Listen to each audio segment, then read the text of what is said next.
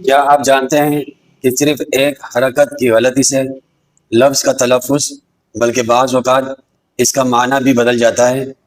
اگر آپ قرآن کریم صحیح تلفظ کے ساتھ پڑھنا چاہتے ہیں تو یہ مختصر سبق آخر تک ضرور دیکھیے گا۔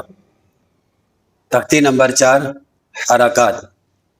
حرکات قرآن کریم کی درست تلاوت کی پہلی اور بنیادی سیڑھی ہے۔ عربی حروف پر لگنے والی چھوٹی چھوٹی علامات جو حروف کے صحیح تلفظ کی رہنمائی کرتی ہیں حرکات کہلاتی ہیں۔ بنیادی حرکات 3 ہیں: زبر، زیر اور پیش۔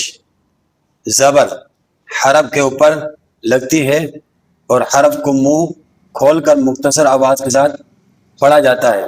مثال کے طور پر با، تا، جا۔ زیر حرف کے نیچے لگتی ہے اور حرف کو باریک اور مختصر آواز کے ساتھ پڑھا جاتا ہے۔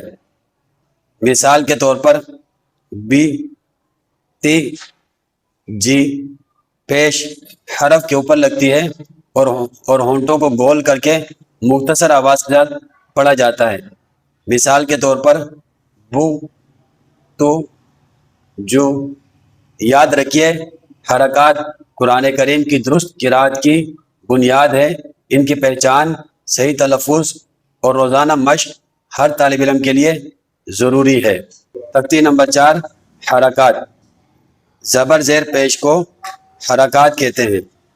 تختی نمبر 4 کے پڑھنے کا طریقہ کیا ہے؟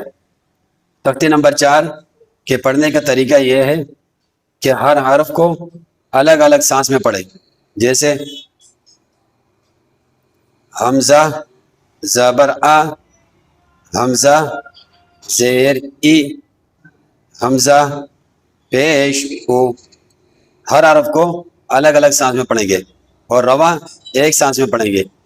آ ای او، اس طرح سے اس تختی کو پڑھا جائے گا۔